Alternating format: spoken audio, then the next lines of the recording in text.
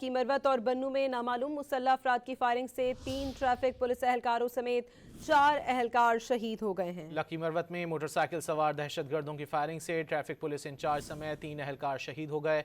Firing का वाकया lucky Marwat के थाना सराय नौरंग की हदूद में पेश आया।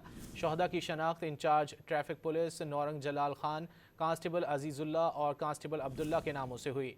पुलिस की भारी नफरी ने इलाके को घेरे में लेकर दहशतगर्दों की तलाश शुरू कर दी। उधर बन्नू में थाना मंडान की हदूद में नामालूम अफराद की फायरिंग से पुलिस कांस्टेबल रशीद खान शहीद हो गया।